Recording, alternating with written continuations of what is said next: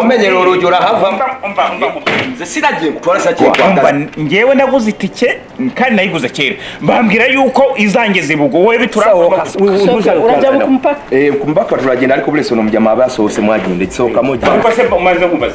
ndamuha umwanya gute hano imyanya ntabwo yuzuye imyanya iruzuye ariko nagushaka kukutwara nagushaka kumwa sofe reka mureke ntanga amahoro nta kibazo ariko ari wowe ari company yawe muzanyishura isegonda ryose mwatakaje cyane kagenda sofe mbwiriye kubera ko mwibwira abanga abantu urabazi uyu ni umugome urumva kandi nyene kuva kare namubonye afite ikintu mu mufuka kimeze nk'igisasu urumva none basubira tugenda kugera ahantu atari abantu urumva ahita duparisa neza ahita dutera ubwoba ubundi agatwambura ibintu byose twifitiye ahubwo karibu tuyinjire mu mutwe twegere igisasu kimwaga yatibaje mu gisasu kimwaga yamahasi ikire kiri kuravuga igisasu kirahasi kutumika mu ntoki ikire cyo uri kurita gisasu iki wowe nubona ko ari mashini imwe ahubwo wa mugabo arayibagiye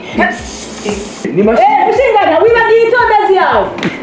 ubundi ndagushimira gute ubu nari kugera ibugo none nkarindagira nugera ibugo ukaza muri salon de coiffure umva nkwemere ko rwose tuzagukorera imisatsi ku buntu dukora muri salon yitwa super sap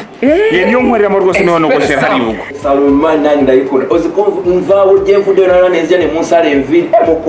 mu gushaneze misasi uviwanyo ukaja bukumpaka ugiye muri salon ibugo kandi bakakwakira neza none ibi biri kuragira nibiki uri kuravangura